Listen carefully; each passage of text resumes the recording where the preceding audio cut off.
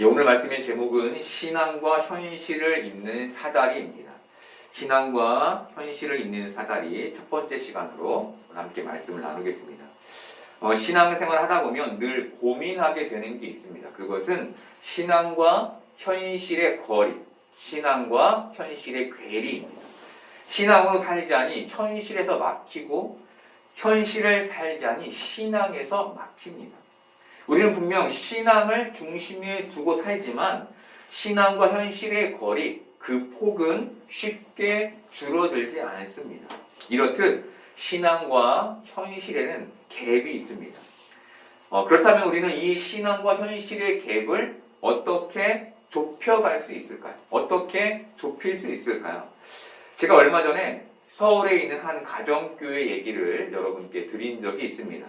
그 교회의 예배는 저희처럼 이렇게 앞을 보고 앉아서 예배를 드리는 형식이 아닙니다. 그 예배는 모두가 빙 둘러앉아 예배를 인도하는 사람이 하나님의 말씀을 간단하게 전하면 그곳에 둘러앉은 사람들이 한 주간 세상에서 있었던 신앙의 견딘과 싸움, 그때의 자기 감정과 생각 등의 그 생생한 영적 싸움의 삶을 나눔으로 예배가 채워집니다. 그렇게 신앙의 형식이 아닌 신앙의 내용이 채워집니다. 여러분, 신앙의 형식도 아주 중요합니다. 오늘은 그 초점이 아니기 때문에 이 말씀을 드리는 것이죠. 여러분, 신앙과 현실의 갭은 어떻게 좁힐 수 있을까요? 신앙의 내용이 우리의 삶에 채워질 때입니다. 그럼 대단히 중요한 얘기입니다. 신앙의 내용, 그 싸움과 견딤과 감정과 생각이 우리의 삶에 채워지면서 신앙과 현실의 거리가 가까워지는 것이죠. 신앙으로 현실을 살아내려고 애쓸 때 좁혀집니다. 이것이 완벽하지는 않아요. 하지만 이 싸움으로만 신앙과 현실의 거리를 좁힐 수가 있습니다. 예배를 드리기만 하고 이 세상에서 영적 싸움을 싸우지 않는다면 신앙과 현실의 갭은 좀처럼 좁혀지지 않습니다. 그런데 이 신앙과 현실의 이 괴리, 이 이질감을 어떤 사람은 이 세상에서 아주 가깝게 느끼지만 어떤 사람은 느끼지를 못합니다. 왜 어떤 사람은 이 괴리감으로 힘든데 왜 어떤 사람은 이런 이질감에도 괜찮은 걸까요? 바로 선한 양심의 작동 여부 때문입니다. 선한 양심의 작동 여부. 디모데전서 1장 18절과 19절 보겠습니다. 아들 디모데야, 내가 내게 이 교훈으로서 명하노니 전에 너를 지도한 예언을 따라 그것으로 선한 싸움을 싸우며 믿음과 착한 양심을 가지라. 어떤 이들은 이 양심을 버렸고 그 믿음에 관하여는 파선하였느니라. 여러분, 이 말씀에서 선한 싸움은 영적 싸움, 우리가 이 땅에서 싸워가야 할 그 싸움을 말합니다. 바울이 디모데에게 조언하는 이 영적 싸움은 무작정 싸우는 영적 싸움, 마치 허공에 주먹질을 해대는 것과 같은 영적 싸움이 아닙니다. 바울은 영적 싸움의 정확한 기준을 디모데에게 제시해 줍니다. 그것은 바로 예언입니다. 예언은 미래를 예측한다는 말이 아닙니다. 이 말씀에서 예언은 하나님의 말씀을 가리킵니다. 바울은 디모데에게 너는 분명한 말씀의 칼을 가지고 영적 싸움을 해야 한다고 말한 것이죠. 바울은 영적 싸움은 감정이나 자기 신념으로 싸우는 게 아니라, 여러분, 우리가 살다 보면 어떻습니까? 자기 철학으로 사람들하고 싸울 때가 있죠. 그렇죠. 근데 그것으로 싸우는 게 아니라 말씀의 칼을 가지고 하는 것이다 라고 알려주는 거예요.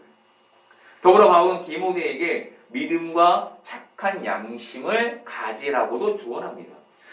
여러분, 학자들은 이 말씀에 나와 있는 이 어떤 이들이 성경 해석의 이단성을 가졌던 사람들이다라고 주석합니다.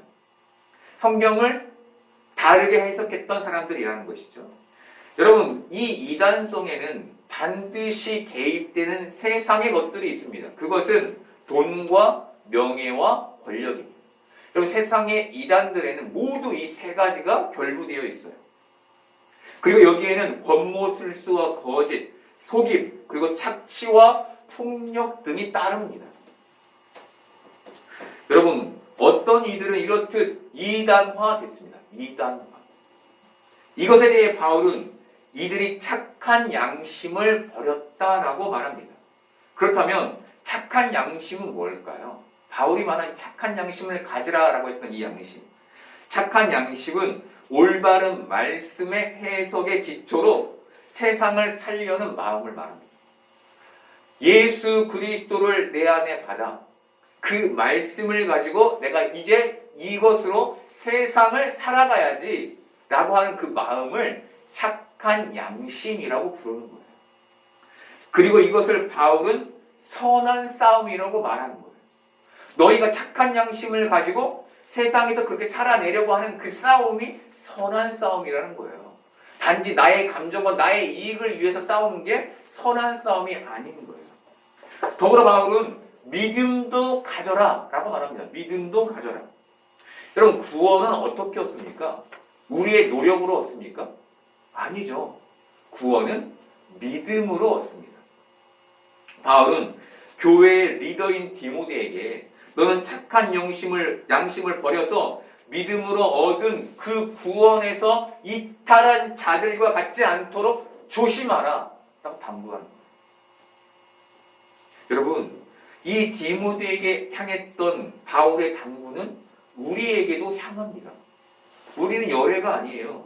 이 말은 우리에게 너희는 착한 양심, 올바른 말씀을 마음에 가지고 이 땅을 살고 있느냐라고 질문해요. 너희에게 구원의 방주인 믿음이 지금 건재하냐라고 질문해요. 너희는 착한 양심으로 선한 싸움을 이 세상에서 과연 싸우고 있느냐라고 질문합니다. 여러분 착한 양심을 가지고 지금 이 땅을 살고 계십니까? 그것으로 이 땅에서 선한 싸움을 싸우고 계십니까?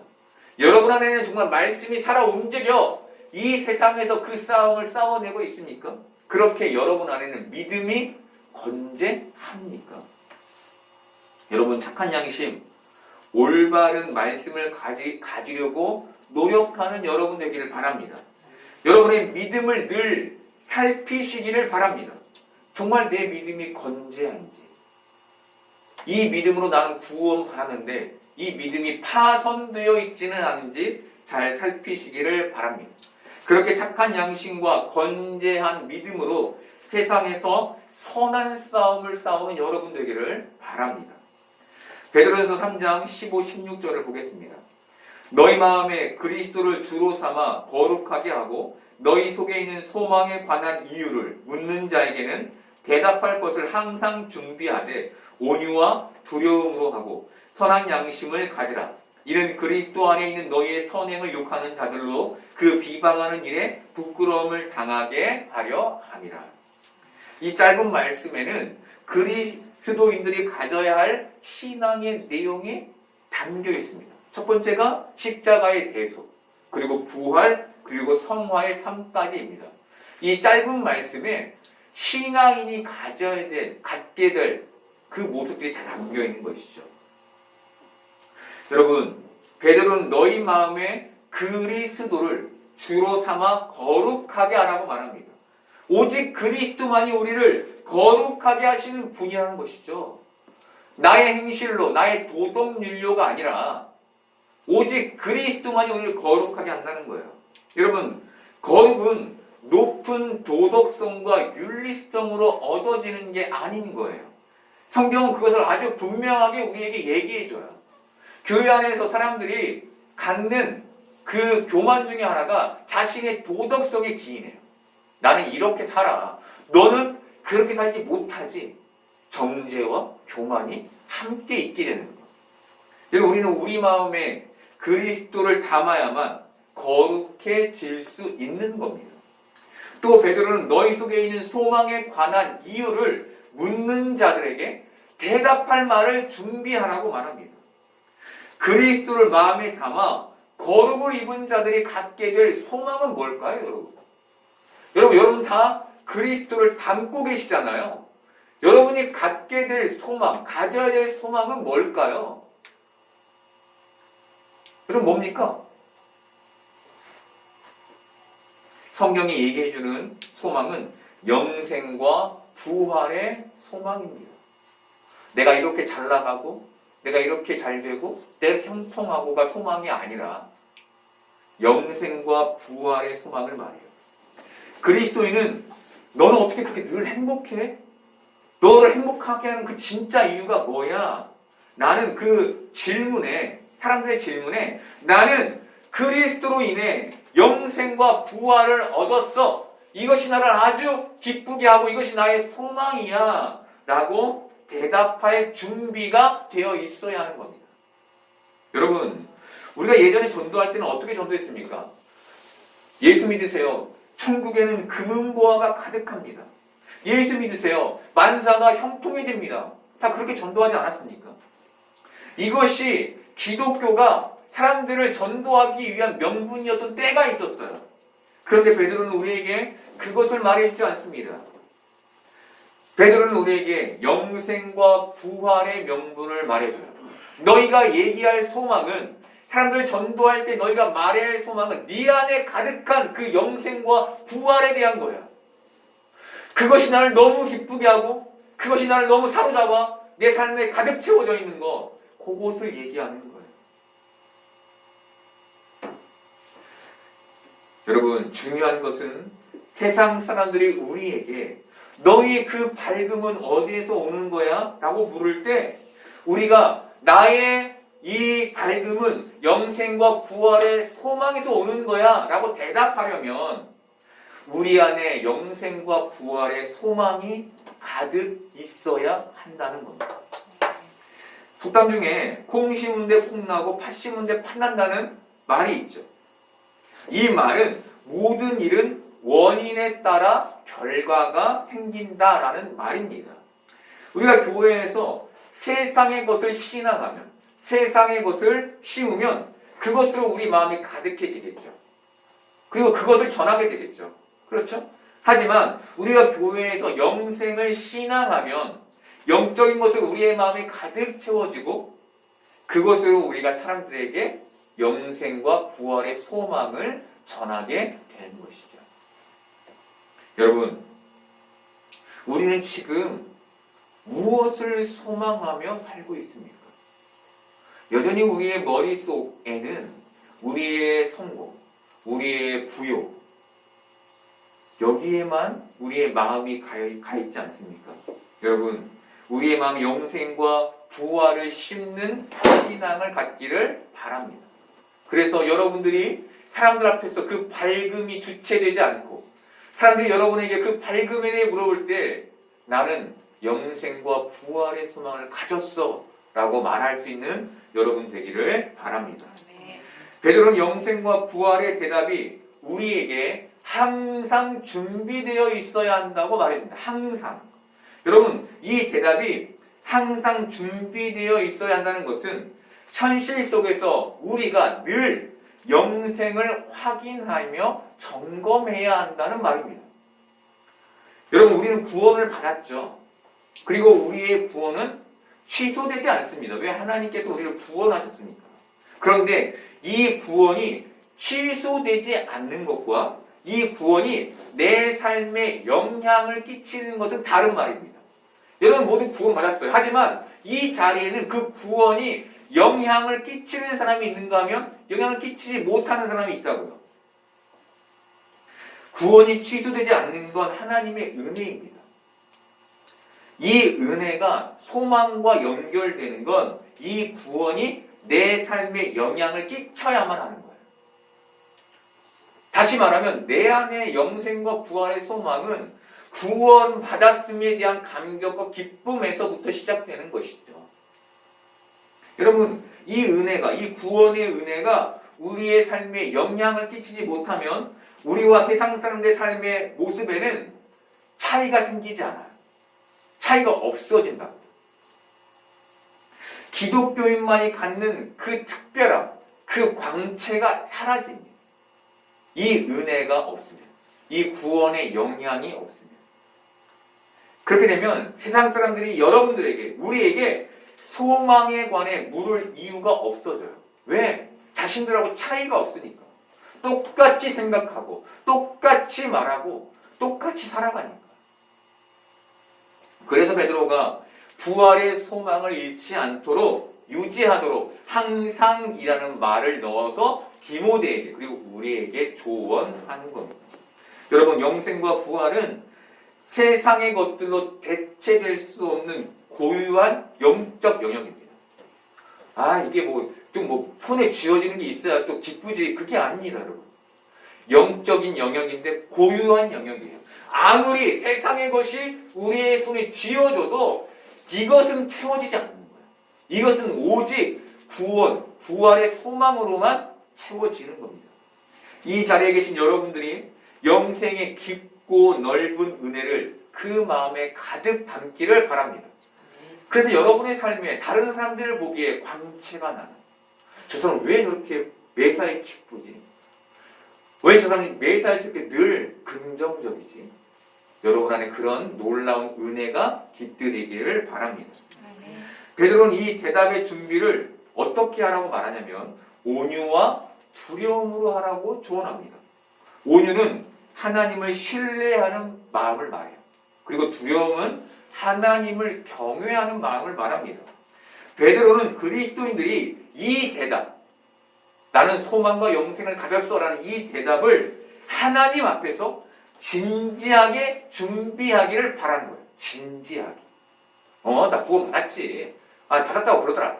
이게 아니라 진지하게 하나님 앞에서 나는 구원 받았지, 나는 부활하지를 점검하라는 거예요.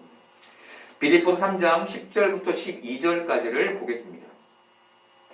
내가 그리스도와 그 부활의 권능과 그 고난의 참여함을 알고자 하여 그의 죽으심을 본받아 어떻게 해서든지 죽은 자 가운데서 부활에 이르려 하노니 내가 이미 얻었다 함도 아니요 온전히 이루었다 함도 아니라 오직 내가 그리스도 예수께 잡힌 바 된 그것을 잡으려고 달려가노라. 바울이라면 충분히 부활을 이루었다고 표현할 수 있습니다. 바울이라면. 그런데 바울은 자신을 그렇게 표현하지 않아요. 대신 그는 끝까지 그리스도를 잡으려고 나는 달려갑니다 라고 표현합니다. 여러분, 이 고백이 어떻게 나오게 된 걸까요? 이 고백이 바울이 자신의 영생과 부활을 하나님 앞에서 온유와 두려움으로 바라봤기 때문이겠죠. 하나님 앞에서 자신은 너무나 부족한 존재이고 거룩하지 않은 존재예요. 하나님이 안아줘야만 구원받을 수 있어요. 왜? 하나님 앞에 서면 그게 너무 선명하게 느껴지는 거예요, 바울에게. 그러니까 바울이 이렇게 나는 잡은 것도 아니고 달려간다 라고 말할 수밖에 없었던 것이죠.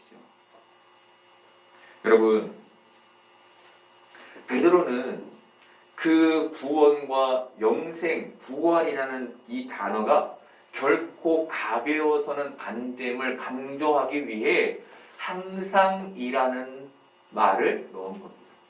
여러분들에게 있는 그 밝음의 빛이 가볍게 전해져서 그랬구나 라고 사람들이 가볍게 여기지 않다. 정말 이 안에서 나온 그 진실함으로 대답할 수 있도록 항상이라는 말로 강조한 거예요.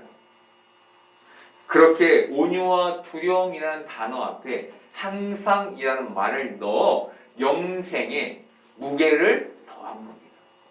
여러분 구원 받으셨고 영생 얻으셨죠. 여러분 그 무게를 가지셔야 하는 거예요. 나 구원 받았어.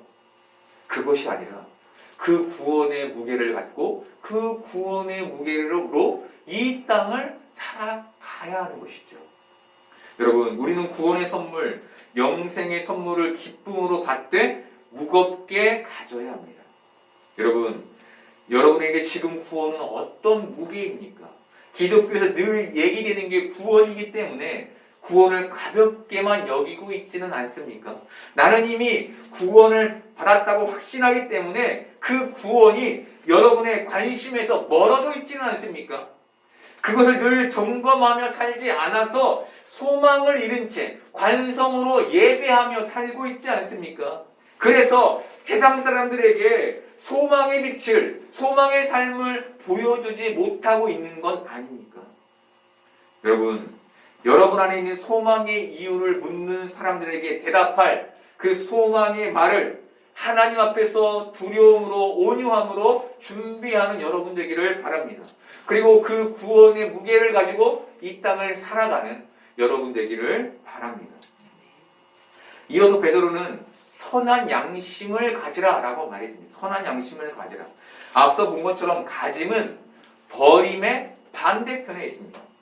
베드로가 가짐과 버림을 대비한 이유는 가짐을 강조하기 위해서였습니다. 가짐.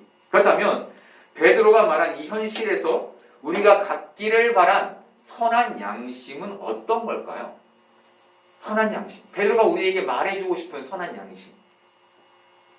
그것은 보이지 않는 하나님을 인식할 때 갖게 되는 말씀에 대한 민감함을 말합니다. 말씀에 대한 민감함. 선한 양심은 말씀에 대한 민감함에서 출발하는 거예요. 민감성은 둔감성의 반대말이죠. 그렇죠? 민감성의 반대말이 둔감성이에요. 말씀에 대한 민감성은 겉과 속의 다름을 인정하지 못합니다. 만약에 여러분들이 말씀에 대한 민감성을 가졌다면 여러분의 겉과 속은 같을 수밖에 없는 거예요. 왜? 이 이질감을 못 견뎌요. 말씀에 대해 민감하면. 하지만 둔감하면 어떨까요? 둔감하면. 말씀에 대해서 둔감해요. 그러면 내 겉과 속이 달라도 그냥 넘어가는 거예요. 여러분, 선한 양심은 그 말씀에 대한 민감성, 다른 말로 말씀에 대한 진실함을 말하는 거예요. 진실함. 여러분, 우리를 비방하는 자들, 저건 다 거짓이야. 저건 다 위선이야. 저 사람은 우리의 환심을 사기 위해서 우리에게 잘해주는 거야. 라고 말하는 자들을 부끄럽게 할 방법은 진실한 선한 양심, 바로 그 행실에 있다는 겁니다. 다르게 말하면 뭐죠? 겉과 속이 다르지 않은 그 모습에 있다는 것이죠. 여러분, 선한 양심은 말씀의 민감성에서 시작됩니다. 다르게 말하면 말씀의 삶을 유지하려는, 영적 순결을 유지하려는 마음의 작용에서 시작되는 거예요. 나 반드시 이렇게 살 거야 라는 다짐과 그걸 살아가려는 노력에서 만들어지는 거예요. 바울은 이 삶을 로마서 16장 19절에서 쉽게 이렇게 설명해 놓았습니다. 너희의 순종함이 모든 사람에게 들리는지라. 그러므로 내가 너희로 말미암아 기뻐하노니 너희가 선한데 지혜롭고 악한데 미련하기를 원하노라. 너희의 순종함 뭐죠? 말씀의 순종이겠죠. 이 말씀의 순종함 내가 참 기쁘게 여기는데 바로 그 삶, 선한데 지혜로운 삶을 너희가 살기를 바란다라고 바울이 말해주는 거예요. 여러분, 선한 양심을 갖는다는 건 어려운 게 아닙니다. 선한데 지혜로운 거예요. 선한데 지혜로우면 돼요. 여러분, 이것은 단순한 도덕적 기준이 아닙니다. 이것은 구원받은 신자가 하나님의 말씀과 성령을 따라 선한 행실과 믿음을 지키려는, 거룩한 삶을 지키려는 더 본질적인 마음의 태도를 말해요. 나 이 도덕의 규칙이니까 이거 지켜야지가 아니라 말씀과 성령을 따라 이 마음에서 거룩한 삶을, 거룩한 영적인 삶을 지키려는 그 태도와 마음을 말한다. 여러분, 신앙과 현실의 갭을 어떻게 좁힐 수 있을까요? 착한 양심, 선한 싸움, 영생과 부활의 소망, 영생의 무거움, 그리고 선한 양심을 가질 때 이루어지는 것. 여러분, 우리는 이 땅에서 이 다섯 가지 신앙의 모습으로 신앙과 현실의 갭을 모두 메우신 분을 알고 있죠. 그분이 누구십니까? 예수님이시죠. 예수님. 창세기 28장에는 오늘과 똑같은 말씀이 기록되어 있습니다. 야곱은 부엘세바에서 하란으로 가던 중 피곤하여 잠시 쉬게 됩니다. 그가 돌베개를 베고 잘 때에 꿈을 꾸게 되는데 그 내용이 창세기 28장 12절에 이렇게 기록되어 있습니다. 꿈에 본즉 사닥다리가 땅 위에 서 있는데 그 꼭대기가 하늘에 닿았고 또 본즉 하나님의 사자들이 그 위에서 오르락 내리락 하고 야곱이 꿈을 꾸었는데 사닥다리의 한쪽 끝은 땅에 닿아 있고 그 다른 쪽 끝은 하늘에 닿아 있었습니다. 그리고 하나님의 사자들이 그 사다리 위에서 오르락 내리락 하고 있었습니다. 이 말씀에서 하나님의 사자들은 천사들을 가리킵니다. 천사들. 여러분, 천사들은 어떤 역할을 합니까? 하나님의 일을 대리하는 역할을 합니다. 이 사자들은 사다리의 양 끝을 오르락 내리락 하며 하나님의 뜻을 수행하고 있었던 것이죠. 그렇게 분주히 하늘과 땅을 연결하고 있었던 거예요. 연결. 여러분, 다르게 말해 이 천사들은 하늘과 땅의 갭을 메우고 있었던 겁니다. 이 말씀에서 사다리는 예수님을 상징합니다. 예수님. 오늘 예수님은 나다나엘에게 이보다 더 큰 일을 보리라 라고 말씀하셨습니다. 이보다 더 큰 일을 보리라. 그리고 인자 위에 하나님의 사자들이 오르락 내리락 하는 것을 보리라 라고 말씀하셨습니다. 나다나엘이 보게 될 이 더 큰 일은 뭘까요? 예수님께서 신앙과 현실의 갭을 메우시는 일이었습니다. 여러분, 성경은 정말 더 큰 일은 기적이 아니라 신앙과 현실이 메워지는 삶이라고 우리에게 알려주는 거예요. 여러분, 예수님은 착한 양심, 선한 싸움, 영생과 부활의 소망, 영생의 무거움, 그리고 선한 양심을 전부 가지고 계셨죠. 이것으로 예수님은 신앙과 현실의 갭을 완벽히 메우셨습니다. 여러분, 예수님께서 그 신앙과 현실의 갭을 완벽히 메우셨다는 것은 우리가 예수님을 본받아야 함을 강조합니다. 그분이 사셨던 그 삶을 따라 살아야 함을 강조하는 것이죠. 우리 역시 예수님이 사셨던 그 삶을 본받음으로 신앙과 현실의 괴리를 조정할 수 있는 거예요. 그거 외에는 없는 거예요. 여러분, 이 땅에서 신앙과 현실의 큰 갭을 느낄 때마다 우리는 뭘 봐야 합니까? 내가 지금 예수님처럼 살고 있지 못하구나. 내가 지금 온전한 신앙의 삶을 살고 있지 못하구나를 봐야 하는 것이죠. 바울은 예수님을 본받은 자신의 삶에 대해 이렇게 기록합니다. 앞서 본 빌립보서 3장 10절부터 12절까지를 보겠습니다.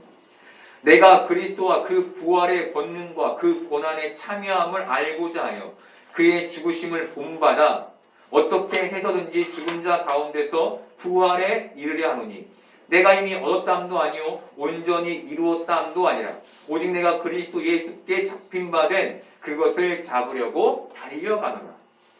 여러분, 바울은 예수 그리스도를 본받은 자신의 삶을 강조합니다. 왜일까요? 왜 바울은 이것을 빌립보서에서 강조한 걸까요? 이것만이 자신이 가졌던 세상의 명성과 십자가의 고난을 연결시킬 수 있는 유일한 방법이고 이해였기 때문이었습니다. 여러분, 대단히 중요하죠. 세상의 명성을 바울은 버렸어요. 그리고 십자가의 고난을 쫓았어요. 여러분, 이 갭을 어떻게 메웁니까? 여러분, 가만히 앉아서 신앙을 하면 이 갭이 메워집니까? 안 되죠. 그래서 바울은 예수 그리스도를 본받아 그의 죽음에 참여한다라고 말하는 거예요. 여러분, 바울에게 세상의 명성을 포기하고 예수님의 고난에 참여하는 것만이 유일한 신앙의 갭을 메울 수 있는 방법이었던 거예요. 여러분, 예수님을 본받읍시다 라고 말하면 본받아집니까? 안 되죠. 그냥 되지 않아요. 이것은 사냥꾼이 사냥감을 추적하듯 예수님을 추적해야만 사라져요. 여러분 대단히 중요한 거예요. 그냥 앉아서 예배드리고 사라지는 게 아니에요. 추적해야 해요. 저기 예수님이 계시구나. 바울이 달려갔던 것처럼 우리가 달려가야 돼요.